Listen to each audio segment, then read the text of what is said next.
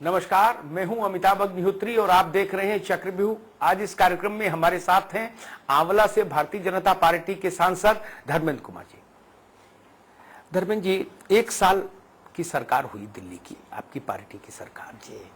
उत्तर प्रदेश के आम लोगों के आंगन में अच्छे दिन कितने और कहां तक उतरे?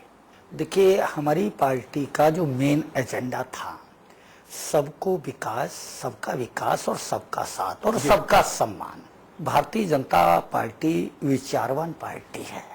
आपने जिस तरह से देखा, हमारा देश गर्त में जा रहा था, तमाम भ्रष्टाचार इस देश के अंदर थे। चर्चा करें, लिस्ट बहुत लंबी होगी। लिस्ट पे चुनाव में वो लिस्ट लोगों ने उस लिस्ट पे हम नहीं जाना चाहते, लेकिन जो हम लोगों ने लोगों से वादा किया था कि अच्छे दिन आएंगे, लोग ये महसूस करेंगे। विशेषकर उत्तर प्रदेश में जो समाजवादी पार्टी और बहुजन समाज पार्टी की सरकार रही, पहले बहुजन समाज पार्टी की रही, आज समाजवादी पार्टी की और पीछे कांग्रेस पार्टी की सरकार है। कोई ऐसा दल नहीं है जिस पार्टी की सरकार प्रदेश में ना रही हो। भाजपा की भी रही और किसी के पास कोई ऐसा एजेंडा नहीं कि हम आएंगे तो विशेष तौर से नया करेंगे, क्योंकि सबकी सरकारें रही। लेकिन सब सरकारों की जब तुलना की जाए तो भारतीय जनता पार्टी के शासन में लोगों ने अच्छा महसूस किया है। लेकिन धर्मेंद्र जी, उत्तर प्रदेश के लोगों से जब मैं बात करता हूं तो वो कहते हैं कि भैया मैं टटोल के देखता हूं आसपास, लेकिन अभी कहीं पकड़ में आ नहीं रहे अच्छे दिन। नहीं, अच्छे क्यों नहीं आ रहे? देखिए, आप जिस तरह से देखें, हमारी आदरणीय प्रधानमंत्री जी की कथनी और करनी में कोई अंतर नहीं है। उनकी नीति और नियत बिल्कुल स्पष्ट है। जो कहते हैं वो करते हैं। कहीं महंगाई को बढ़ने नहीं दिया। अभी उत्तर प्रदेश में आपदा आई जी, ओलावृष्टि हुई, अतिबारिश हुई, 250 करोड़ रुपया, 250 करोड़ तुरंत दिया। लेकिन जो उत्तर प्रदेश की सरकार तो कहती केंद्र ने पैसे नहीं दिए। देखिए, अब वो तो मुख्यमंत्री कह रहे हैं, वहां के सिंचाई मंत्री कह रहे हैं शिवपाल सिंह यादव कि पैसे नहीं दिया केंद्र ने। देखिए, ऐसा है, अब उत्तर प्रदेश की तो स्थिति आप जान रहे हैं। वहां सरकार नाम की कोई चीज नहीं, कानून व्यवस्था नाम की कोई चीज नहीं। हम गए थे, हमारी पार्टी के नेता गए। जो लेखपाल है, जो प्रधान है, जो एसडीएम है, जो अधिकारी हैं, वो भी पार्टी से प्रेरित होकर के काम कर रहे हैं। और लोगों को अगर लग गया ये भारतीय जनता पार्टी का समर्थक है, उनको मदद देने का काम समाजवादी पार्टी के लोगों ने किया। फर्जी कोरी अफवाह फैलाने का काम कर रहे हैं। और जो पीड़ित है, जिनको लाभ मिलना चाहिए था, उन तक भी लाभ पहुंचाने का काम इस समाजवादी पार्टी के रहते हुए उत्तर प्रदेश में नहीं हुआ। आपकी बात भाजपा की बात और अखिलेश जी बोल रहे हैं, वो अपनी सरकार की बात बोल रहे हैं। लेकिन इन दोनों के बीच में पिसती जनता है। भाजपा कहती है कि केंद्र सरकार ने पूरा पैसा दिया जी, अखिलेश जी कहते हैं केंद्र ने हमको चवन्नी नहीं दी, जो कर रहे हैं हम कर रहे हैं। मेरे गांव का ननकू वहीं की वहीं खड़ा है। वो दोनों की बात टेलीविजन पे सुनता है। कोई कहता 1000 करोड़, कोई कहता 2500 करोड़, और वो देखता है कि मेरी जेब में तो आया नहीं कुछ। तो वो किसको दोष दे और किसको ढूंढे, ये एक बड़ा सवाल खड़ा होता है। राजनीतिक पार्टियां तो आक्षेप आरोप करके अकाउंट या स्कोर सेटल कर सकती हैं, लेकिन जो गरीब आदमी है, जो किसान है, मजदूर है, वो तो वहीं की वहीं खड़ा रह जाता है, ठगा के ठगा। देखिए, हमारी विधानसभा में अखिलेश जी को बहुमत दिया जी, तो उसको लगता नहीं कि उसके दिन बहुरे। 73 सीटें आपको दी तो भी वो कह रहा है कि हम तो जैसे थे वैसे ही हैं। देखिए, जहां तक मैं भी उत्तर प्रदेश से आता हूं और मैं भी जमीनी निकल कर चुनाव लड़ते हैं, जमीन से निकल करके आया हूं। लेकिन जो गांव की पार्टी है, गांव के लोग हैं, निश्चित तौर पर वो समाजवादी पार्टी से पीछा छुड़ाना चाहते हैं। भारतीय जनता पार्टी में कोई गुंडा नहीं, कोई माफिया नहीं। जिस तरह से हम लोग भारतीय जनता पार्टी के रीति नीति, हमारा उद्देश्य है, जो गांव के आखिरी मेड़ पर बैठा हुआ व्यक्ति है, पंडित दीनदयाल जी चाहते थे कि अंत्योदय आखिरी व्यक्ति के चेहरे पर मुस्कान होनी चाहिए। आज आप प्रदेश में देखेंगे, थाने वो लोग चला रहे हैं जाति विशेष के लोग। जो अच्छा व्यक्ति है वो उसे पुलिस लाइन में लगा दिया गया है, उसे दूसरे काम में लगा दिया गया है, लेकिन अच्छे लोगों को दरकिनार करके केवल जातिवाद हावी है। ऐसे ऐसे लोग थाने चला रहे हैं, केवल वसूली का काम चला है उत्तर प्रदेश में। अब देखें, अभी भर्ती हुई, क्या पूरे प्रदेश में एटा, इटावा और मैनपुरी 3 जिले रह गए थे भर्ती के लिए। आप जनता सब समझ रही है, जनता सब जान रही है, और वो तैयार बैठी है आने वाले चुनाव में भारतीय जनता पार्टी। अच्छा, जब आप लोग क्षेत्र में जाते होंगे जी, इलाकों में, मैंने भाजपा के कई सीनियर और वैसे महत्वपूर्ण सांसदों से भी ये सवाल किया। मैंने संतोष गंगवार से भी ये सवाल पूछा, कलराज मिश्रा जी से भी ये सवाल पूछा। मैंने भाई, जब क्षेत्र में जाते हो तो लोग आते होंगे घेरने? जी, बोले हाँ आते हैं। तो मैंने कहा, जनता को इतनी समझ नहीं होती कि संविधान में एक सूची है जिसमें कुछ विषय केंद्र के, कुछ राज्य के, कुछ संवर्ती सूची, मतलब दोनों के अधिकार क्षेत्र, कॉन्करेंट लिस्ट जिसको। जी जी, मैंने जनता तो जानती नहीं, एटा, इटावा, फरुखाबाद, हमीरपुर, झांसी, जालौन, गाजीपुर, मऊ की जनता तो जानती नहीं। जी, ठीक, वो सोचती हुई है कि भाई मैंने धर्मेंद्र कुमार को जिताया, मैंने कलराज मिश्रा को जिताया, राजनाथ सिंह को जिताया, 24 घंटे बिजली क्यों नहीं आ रही, नल में पानी क्यों नहीं आ रहा, लड़के की नौकरी क्यों नहीं लगी, सड़क पक्की क्यों नहीं बनी।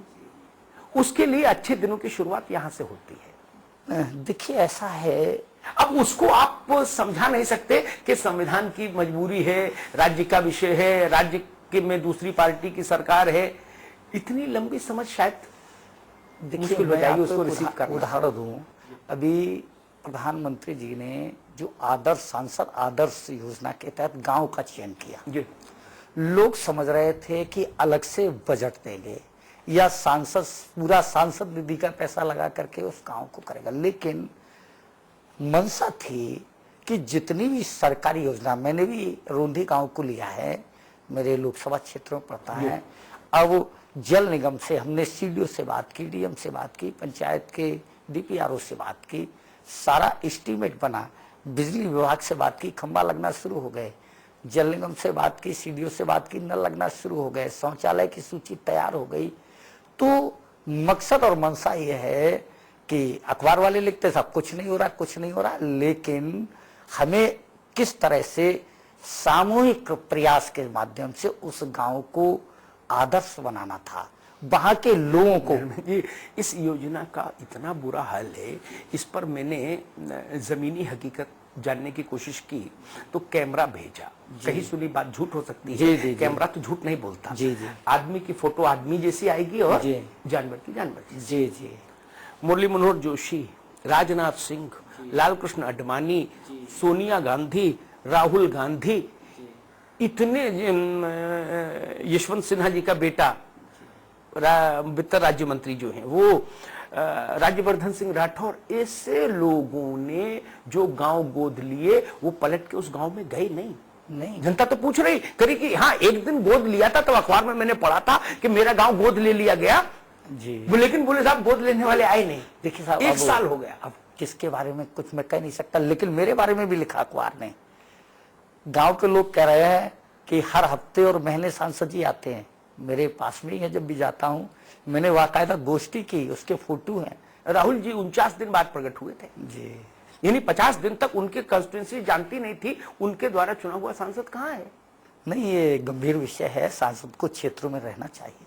उमा भारती के लिए झांसी में पोस्टर लगे थे कि सांसद जी कहाँ है, मंत्री जी। नहीं, रहना चाहिए, क्षेत्रों में रहना चाहिए सांसद को। लोगों को बड़ी आशाएं होती हैं, अपेक्षाएं होती हैं। मुझे याद है जब सांसद निधि का चलन शुरू हो, इसके लिए पार्लियामेंट में बिल आया जी, तो सारे सांसदों ने कहा कि साहब हम लोगों का प्रोटोकॉल तो बहुत बड़ा है, लेकिन हमारे हाथ में कुछ नहीं होता। हम एक नाली में पत्थर लगवाना चाहें या खड़ंजा लगवाना चाहें या एक हैंड पंप लगवाना चाहें तो चिट्ठी लिखते लिखते थक जाते हैं और शासन जवाब देता है फंड नहीं। तो एक व्यवस्था बनी कि भाई सांसद निधि हो जाए, बढ़ते बढ़ते 5 करोड़ हो गई। अभी हमने आंकड़ा निकलवाया जी, तो पता लगा कि उत्तर प्रदेश में आधे से ज्यादा सांसद ऐसे हैं जिन्होंने 1 रुपया 1 साल में खर्च ही नहीं किया अभी तक। आधे से ज्यादा सांसद ऐसे हैं 80 में से। देखिए, अब किसी के बारे में मुझे संज्ञान नहीं है तो टिप्पणी नहीं कर सकता। मुझे 2.5 करोड़ रुपया मिला था जी, और लोकसभा क्षेत्र में 5 विधानसभाएं आती हैं, 1-1 करोड़ रुपया। मैंने सबसे जहां मंडल अध्यक्षों के साथ, अपने नेताओं के साथ बैठ करके, कहाँ नाली की समस्या है, कहाँ सड़क की समस्या है, कहाँ पुलिया की समस्या है, और ये चीज संज्ञान में आई कि 8-10 गांव हैं, उस गांव को जाने के लिए पुलिया बननी है। तो मैंने 8-10 गांव के लोगों को बुला करके कहा इसमें 20 या 25 लाख रुपया लगेगा, अगर आप लोग सहमत हो तो इसको करें। तो सार्वजनिक काम किया, पूरी 2.5 करोड़ का प्रस्ताव बना दिया है अपनी सांसद निधि का, कहने का कोई गुंजाइश ही नहीं। काम शुरू हुआ जी, लगातार चल रहा है काम चल रहा है, पूरा काम चल रहा है। नहीं, वही आश्चर्य होता है, क्योंकि जनता तब बहुत अपने को विचित्र स्थिति में बात देखिए, है जब उसको पता लगता है कि 1 साल बीत गया और सांसद निधि से जी देखिए, कोई काम नहीं। हम गांव के दौरे पर जाते हैं, कोई समस्या बताता है कि साहब यहाँ पर पुलिया बननी है, ये गली खराब है, उसको तुरंत नोट कर लेते हैं, लोगों से प्रस्ताव भी मांग लेते हैं। जैसे ही पैसा आता है वरीयता के आधार पर, क्योंकि बहुत कम निधि है, निधि बहुत कम, एक विधानसभा क्षेत्र में 1 करोड़ रुपए से क्या होता है, 5 विधानसभा क्षेत्र हैं, लेकिन वरीयता के आधार पर जहां ज्यादा समस्या है, कोशिश करते हैं कि वहां पर काम करने का काम करें। भारतीय जनता पार्टी लोकसभा में जो जनादेश लेके आई उत्तर प्रदेश से, प्रचंड जनादेश था। जी, लेकिन लोकसभा के बाद जितने भी चुनाव हुए, उपचुनाव हो या वो छावनी परिषद के चुनाव हो, बनारस में हुआ, लखनऊ में हुआ, मेरठ में हुआ। जी जी बनारस और लखनऊ को उल्लेख मैंने इसलिए किया क्योंकि एक जगह से गृह मंत्री जी, एक जगह से प्रधानमंत्री जी। जी, पश्चिम में मेरठ से हुआ। हर चुनाव भाजपा केवल हारी नहीं, अच्छे खासे मार्जिन से पराजित हुई। जी, क्या जो टेम्पो मोदी जी बना के गए थे लोकसभा में, क्या राज्य में भाजपा उसको मेंटेन नहीं रख पाई सांसद जी? देखिए मेंटेन है, विधानसभा में आपको पता लगेगा। फिर ये पराजय क्यों? वो देखिए, उपचुनाव जब होता है तो सरकार सत्ता, धनबल, बाहुबल, सरकारी मशीनरों का लगातार दुरुपयोग होता है, हमने देखा है। जितनी जो प्रदेश की सरकारें हैं ये नाक का सवाल बना लेती हैं। नहीं, छावनी क्षेत्र के चुनाव भी हुए, देखिए, वो भी महत्वपूर्ण थे। छावनी के चुनाव की कोई बहुत मैं इसको नहीं समझता विशेष। चुनाव छोटा हो या बड़ा हो, कम से कम कुछ संदेश तो देते ही है। देखिए, ऐसा है ये विधानसभा के चुनाव और छावनी के चुनाव में बहुत बड़ा फर्क होता है। अब आ रहे हैं विधानसभा के 2017 में चुनाव, आपको पता लगेगा। धर्मेंद्र जी, आपने कहा उपचुनाव इसलिए छोड़ दो क्योंकि सत्ता का दुरुपयोग हो जाता है, सरकार नाक का सवाल बना लेती, सरकार तो विधानसभा को भी नाक का सवाल बनाएगी। खैर, छावनी में आपने कहा छावनी चुनावों का स्वरूप अलग होता है, छोड़ दिया। अब उत्तर प्रदेश के गांव की नब्ज टटोलने का अवसर आ रहा है पंचायत के चुनाव। जी जी, पंचायत के चुनावों को भारतीय जनता पार्टी 2017 का ट्रेलर मानेगी? देखिए, पंचायत चुनाव को 17 की भूमिका नहीं मान सकते। कारण क्या होता है कि हर पार्टी में छोटे छोटे कार्यकर्ता होते हैं, तो एक वार्ड जिला पंचायत का वार्ड होता है, हर व्यक्ति एमएलए नहीं लड़ सकता, हर व्यक्ति एमपी नहीं लड़ सकता। तो 4-4 लोग होते हैं, वो लड़ते हैं आपस में, जीतने वाला भी भाजपा का, हारने वाला भी भाजपा का, तो इसको मानक नहीं मान सकते। और ये चुनाव पार्टी स्तर पर नहीं होता है, बल्कि ये व्यक्तिगत स्तर पर होता है, पंचायत स्तर पर होता है। आपकी बात तकनीकी तौर पर ठीक है, लेकिन हर आदमी को पता होता है जिले में कि कौन किस पार्टी के लोग जीते और किस पार्टी के लोग हार गए। ठीक है, इसीलिए पार्टियां तैयारी करती, इसीलिए लक्ष्मीकांत वाजपेयी ने पंचायत चुनावों के लिए एक कमेटी गठित की, अन्यथा तो पार्टी को लेने देना नहीं होना चाहिए। तो फिर काहे की कमेटी? फिर क्यों मंडल वाइज बैठक हो पंचायत पर? जब चुनाव ही नहीं लड़ना पंचायत का पार्टी के स्तर पर, तो रामलाल लड़े या श्यामलाल, ऐसा नहीं है ना। पार्टियां लड़ती हैं, ताकत लगाती हैं। हाँ, ये अलग बात है कि भाजपा उसको रेफरेंडम नहीं मान रही, वो ये नहीं मान रही कि वो विधानसभा चुनाव पर कोई नहीं, इससे कोई फर्क नहीं पड़ने वाला। अच्छा, मतलब इम्तिहान केवल बस वही है, 17 में होगा, तभी पता लगेगा निश्चित तौर पर। उस देखिए, हर आदमी चाहता है रोटी, कपड़ा और मकान। अच्छी रोटी खाएं, अच्छा कपड़ा पहने, अच्छा मकान हो, लेकिन वो लोग कह रहे हैं कि 175 125 रुपए किलो अरहर की दाल होगी, कैसे खाएं? देखिए, रोटी, कपड़ा और मकान के साथ साथ जरूरी है सुरक्षा और सम्मान। जहां तक आपने अरहर की दाल की बात कर दी, तो हमारी सरकार ने महंगाई बढ़ने नहीं दी। नहीं, देखिए यहाँ पर आंकड़े आपकी बात के खिलाफ है ना? जैसे आंकड़े आपकी बात के खिलाफ है। जब वोट हो रहा था लोकसभा के लिए, तो अरहर की दाल 60 से 70 रुपए किलो थी देश में। जी। और आज 120 से 130 रुपए किलो के बीच में है। जी, आंकड़े झूठ नहीं बोलते। देखिए व्यक्ति झूठ बोल सकते हैं, देखिए ऐसा है, उसमें कलर मिला सकते हैं, लेकिन आंकड़े तो देखिए ऐसा है। अभी ओलावृष्टि हुई, तमाम फलों की सब्जी हुई, ये तो कोई बहुत लंबी चौड़ी बात नहीं है, उतार चढ़ाव थोड़ा होता रहता है। लेकिन गरीब की थाली पे तो असर पड़ता है सांसद जी। देखिए, गरीब के लिए विशेष तौर से दाल जरूरी नहीं जरूरी है। जरूरी क्यों नहीं है? जरूरी है, दाल जरूरी है। और हमारे वित्त मंत्री जी लगातार इस पर नियंत्रण रख रहे हैं, नजरें रख रहे हैं। अगर नहीं, वित्त मंत्री जी ने तो कहा था बजट के बाद कि भाई जो मध्यम वर्ग है भारत में सबसे बड़ा मध्यम वर्ग है, तो उनका तो मध्यम वर्ग की चिंता हमारी नहीं, मध्यम वर्ग अपनी चिंता खुद करे। नहीं, ऐसा नहीं कहा वित्त मंत्री जी का यही बताया था। नहीं, ऐसा तो मैंने कहीं सुनाई नहीं। आपने सुना नहीं? मैं पार्लियामेंट में बैठा। मैं बता दूं, मैं प्रमाण दे दूंगा, और गूगल पर खोजिएगा तो मिल जाएगा। वित्त मंत्री और रेल मंत्री, एक परंपरा है, जब बजट प्रस्तुत कर देते हैं उसके बाद एक प्रेस कॉन्फ्रेंस लेते हैं, ठीक है ना? बजट प्रस्तुत करने के बाद जब प्रेस कॉन्फ्रेंस में अरुण जेटली आए थे, तो उन्होंने ये वक्तव्य दिया था। गूगल पर आप डालेंगे तो ये इसका ऑडियो भी आ जाएगा और टेक्स्ट भी आ जाएगा, ठीक है ना? तो आपकी सरकार के वित्त मंत्री ने कहा कि भाई मध्यम वर्ग अपनी चिंता खुद करे। हमारी दूसरा मैं एक उदाहरण देता हूं आपको। सर्विस टैक्स में आपने बढ़ोतरी की जी, जिससे इंटरनेट, मोबाइल, सफर और तमाम चीजें महंगी हो गई। जी, फिर लोगों को वही सवाल, महंगाई के रास्ते अच्छे दिन आएंगे? देखिए, संतुलन बनाने के लिए कहीं उतार और चढ़ाव थोड़ा बहुत होता रहता है। जो आम आदमी से जुड़े मसले हैं जी, वो चाहे दाल हो, चाहे आटा हो, चाहे सफर हो, चाहे आजकल मोबाइल भी आम आदमी के दायरे में है, ठीक है ना? छोटा आदमी भी सस्ता मोबाइल सेट ही सही लेकिन रखता है, उसमें बात करना महंगा। ये जो चीजें हैं, ये आपके उस नारे से मैच करती हैं क्या? अच्छे दिन आ गए? नहीं, क्यों नहीं अच्छे दिन आए? पता नहीं लोगों को क्यों नहीं दिखाई देता। तो यही तो मैं पूछ रहा हूं आपसे। आप कह रहे हो आपको दिख रहा, दूसरे को क्यों नहीं दिख रहा? यही तो देखिए, मसला है। हमारे प्रधानमंत्री जी ने लगातार कहा, मैंने आपसे कहा कि उनकी नीति और नियत में कोई बदलाव नहीं है, उनकी कथनी और करनी में कोई अंतर नहीं। जी, एक राहुल गांधी की टिप्पणी मेरे जहन में आई।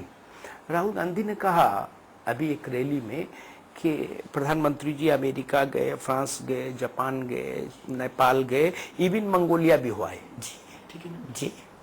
लेकिन उत्तर प्रदेश, बिहार, राजस्थान, मध्य प्रदेश, जहां किसान की कमर टूट गई जी, सैकड़ों हजारों किसान मर गया जी, खेत में गया तो वहीं हार्ट अटैक आ गया है, लेकिन वहां हमारे जाने का समय नहीं। देखिए, सभी केंद्रीय मंत्री गए, हमारे बदायूं में गृह मंत्री आदरणीय राजनाथ सिंह जी गए, गडकरी जी गए, सभी मंत्री गए। तो जाहिर सी बात है, केंद्रीय नेतृत्व सबका सामूहिक दायित्व होता है, तो मंत्री लोग सब गए। और आदरणीय प्रधानमंत्री जी तो जो विदेश में हमारी साख खराब भारत की देश में भी देख रहे हैं, देश को देख रहे हैं। अच्छा, देश को गडकरी जी, राजनाथ जी के जिम्मे कर दिया? नहीं, ऐसा नहीं है।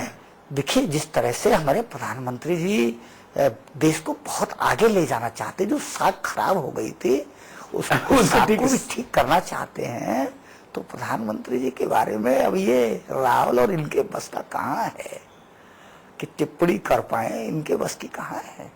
मोदी जी ने भाई।